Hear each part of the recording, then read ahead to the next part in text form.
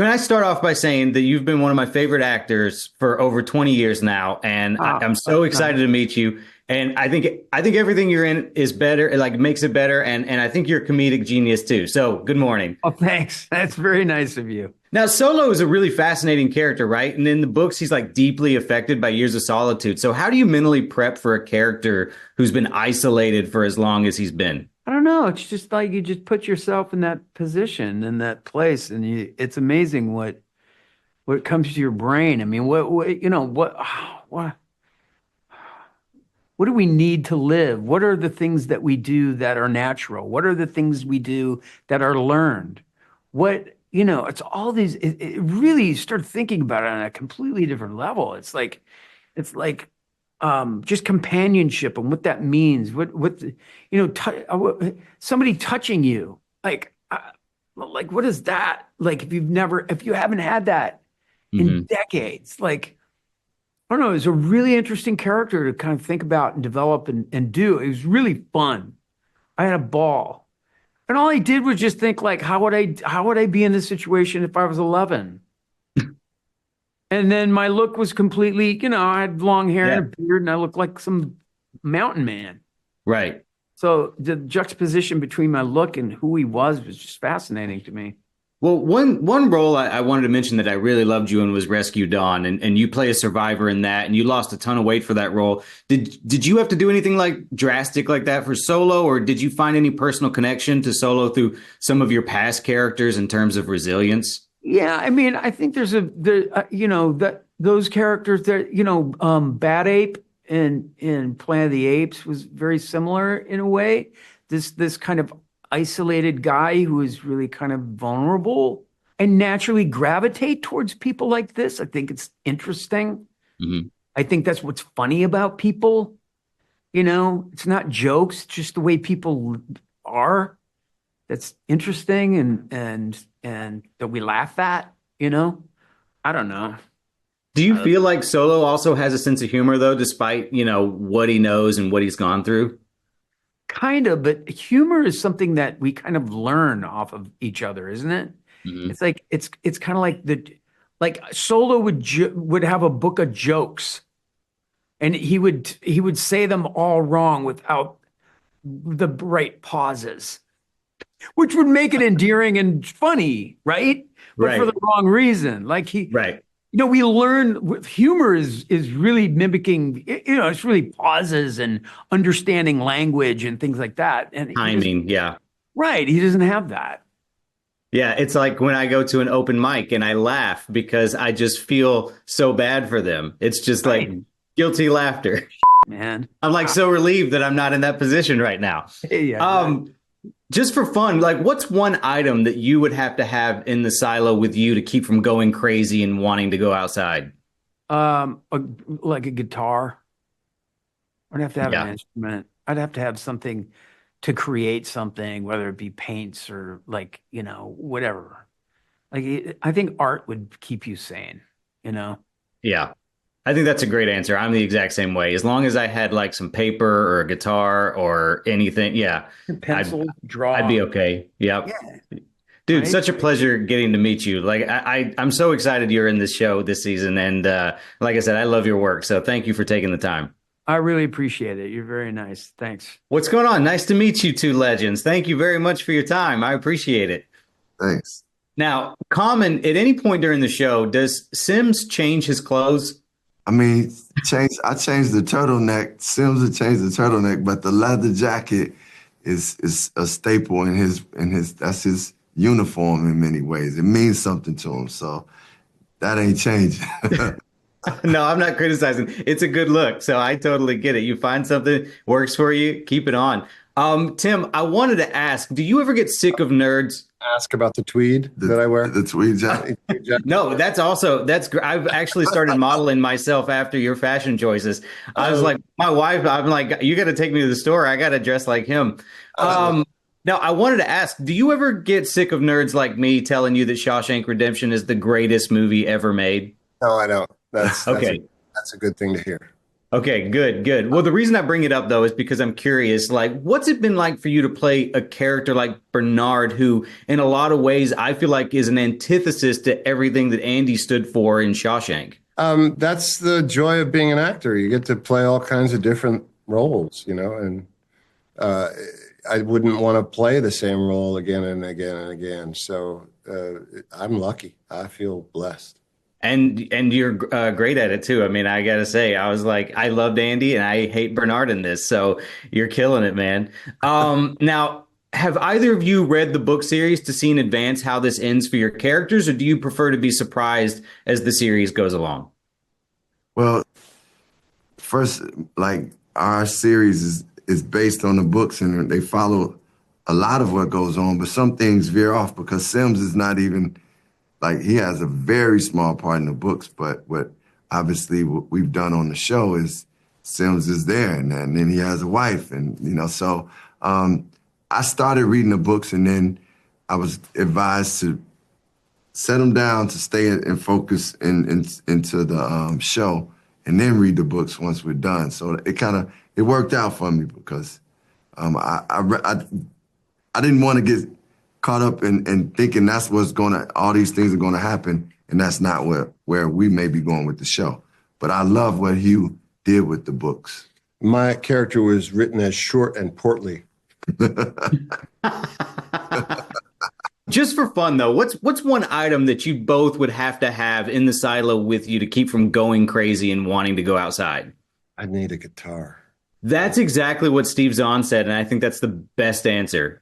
Because I'm the same way. I'd either need paper and a pencil, or I would need a guitar.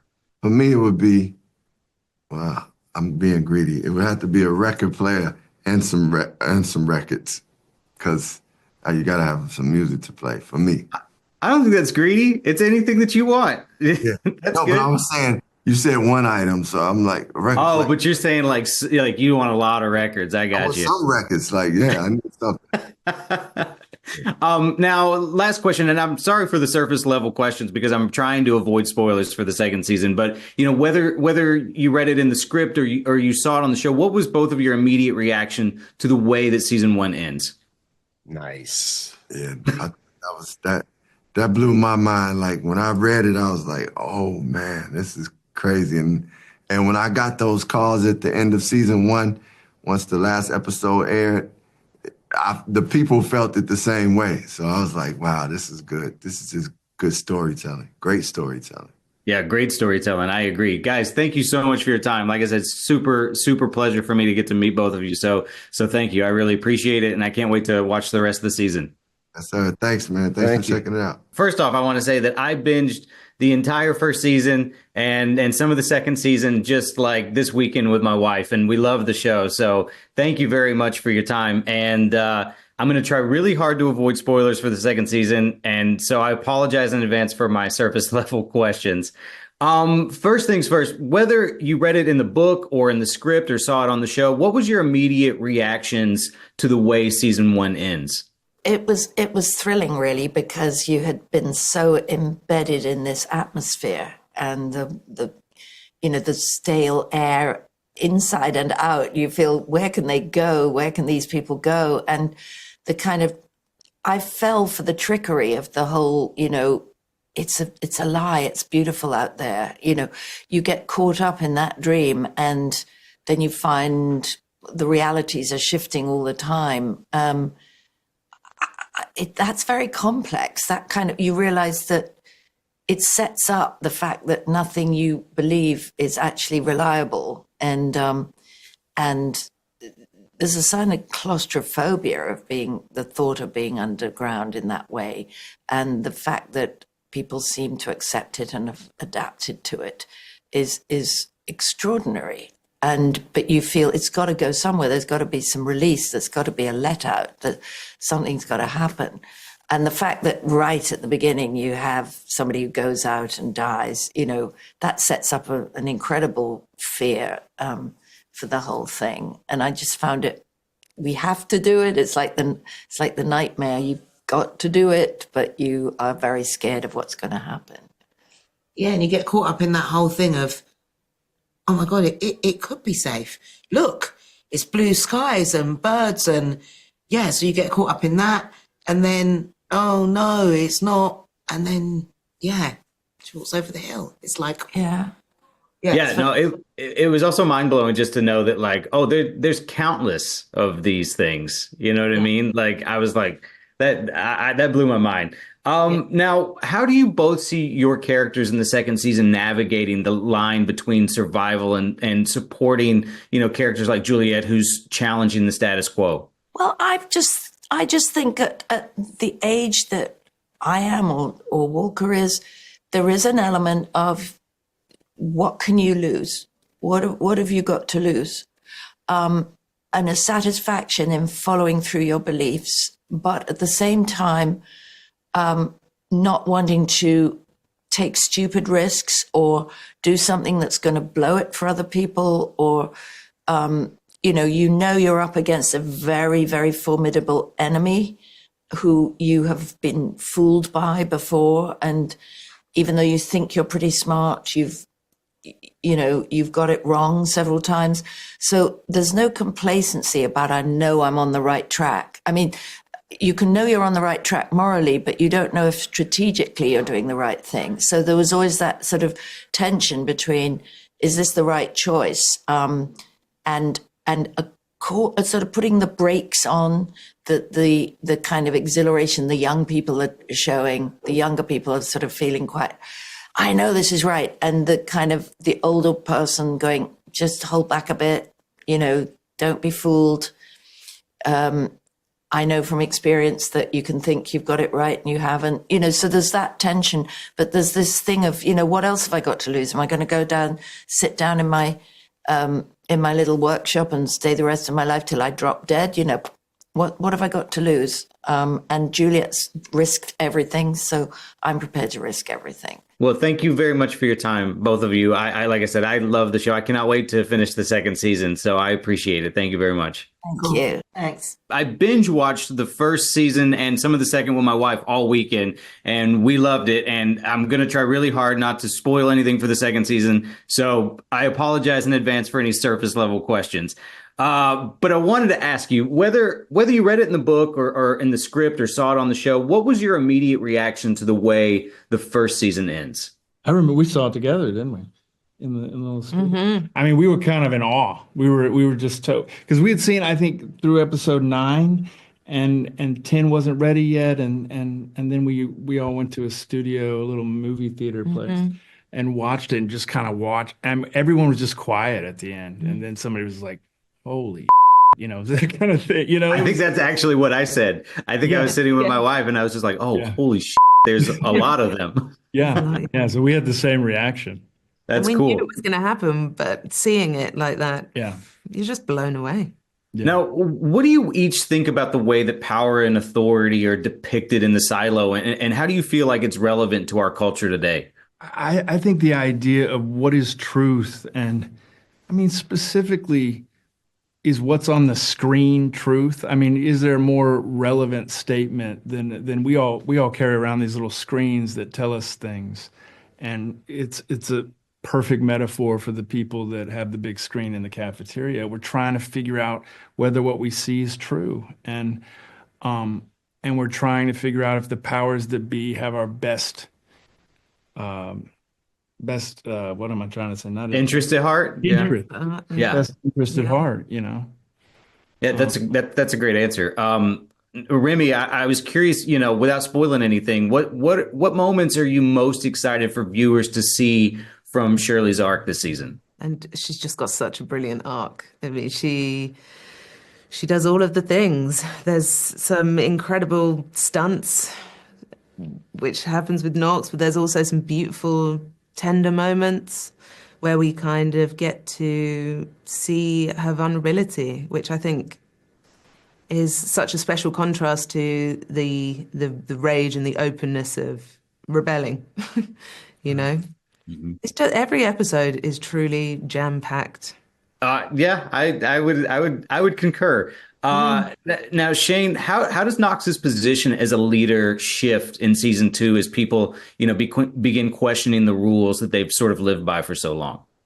Yeah, I mean, you just nailed it. I think Knox at the beginning is a really dutiful guy, and he really believes in the ideals of if we do the right thing, then people will do the right thing by us. And as the season goes on, that proves to not be true. And so I think that he is his sort of ideals are burnt to the ground, and he's thought of himself as this guy who could get things done and keep people together, and he has to become a leader in a different way by about halfway through the season. Right. Well, just for fun, what's one item that you'd each have to have in the silo with you to keep from going crazy and wanting to go outside? Oh wow. Just as actors or as characters? Oh, as people. Just, yeah, whatever you personally would need if you found yourself in a silo situation. I think I'd just be an insane guy walking around. I don't know. There's nothing that could stop I don't it. know that there'd be much hope for me, but I think, yeah, well, character led, it would have to be, it's got to be some kind of tool that you can just be curious to use and, pull things apart, put them back together, just find interest and find new things in the kind of set and limited amount of stuff that there is in the silo. yeah. Yeah. Amazing. Well, guys, do you still have Oh, no, something? no, no. You I think of something? I really can't think of a thing that would keep me sane in the silo. But Steve, I asked Steve Zahn that question, and he said a guitar, which I thought was a great answer. Yeah. he's a much better guitar player than me. I'd drive everybody else insane if But in a silo, you can become a wonderful guitar player. True. You've got a lot of time on your hands. Knox Guys, Van Halen right here. thank you so much for your time. I really appreciate it. I can't wait to check out the rest of the season. Thank you. Thank you. Thank you. It's so nice to meet you. I'm a giant fan of your work all the way back since the Hey Dude days. Thank you for your time. There was an attempted Hey Dude reunion last weekend, and a group of them got together and sent a picture, and it's fantastic. Seeing Lasher and And you didn't get to attend though? No, I was out of town, but yeah, it was. That's too bad. Well, I love Silo, and I wanted to ask: is the intention to adapt all three of the Silo novels? And if so, do you have an educated guess on how many seasons you'd like to spend doing so? So this is going to be one of those annoying answers, which is yes and no. Yes, we have a plan, and no, I'm not going to tell you, but we have a plan. Okay, and fair enough. Hope that season 2, catches fire and gives give us the go ahead to run out play out the rest of the story. Well, it's really hard to talk about the second season without talking about spoilers, and so I'm trying to do that. But what would you say are the biggest themes in season 2 that are explored that weren't as prominent in season 1? I think, and I may be mistaken, but I think that relationship, that it's interesting on this press day that there's Tim and Common are together, and Steve was supposed to be with Rebecca, but she's not feeling well today, and Shane's with Remy, and that we really dive into the relationships between these people, and what comes out of that. I mean, the other person that Common could be with is Alexandria, Alex, who plays his wife Camille, and their relationship and what happens over that. Bernard could also be with Judge Meadows, and their relationship, which is so important in the first 4 episodes. So we find out so much more about these characters by finding out how they relate with other people. And the last one is a new relationship, and it's Juliet and Solo. And we find out over time more and more about Solo. But I maintain that we also find out some things about Juliet. Juliet does something later in the season that is not unexpected, but is incredibly gratifying, because it's like, of course you did that. You're a good person. So that's pretty important. And there's, little teaser at the end of the last episode. You'll see something that is a teaser of another relationship. And that's all I'll say. Well, I wanted to take the time to tell you that to this day, Speed is one of my all-time favorite movies. I love it. And recently, Keanu and Sandra said they're both game to return. And I'd love to know if there's ever been talks of doing a true sequel with those two. There's been talk, and then they weren't interested, but I wanted to, or Mark Gordon. And, it's just, you try and get the two of them in the same room, let alone in the same movie, is not easy. Mark Gordon is, I think, working on something with the two of them, but it's not a Speed thing. There is also just the echo of Speed 2, and that's hard to shake off for Sandra Bullock. I think, Keanu and I both feel, man, we dodged the bullet on that one. But, I used to say that I was not invited to a party I didn't want to go to. And Keanu just managed to get out of it. But so be it. That's the way it goes. It's crazy business. Yeah. Well, just for fun, what's one item that you'd love to have in the silo with you to keep you from going crazy and wanting to go outside? It would be any of my Apple home entertainment products, because I think Apple is the finest corporation that ever has existed and should be a $4 trillion company.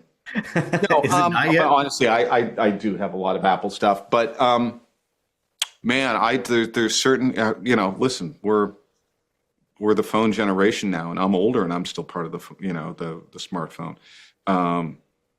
But yeah, I mean, they wouldn't work. That's the problem. I mean, unless you somehow kept your iPad charged, you're not going to be able to read those books.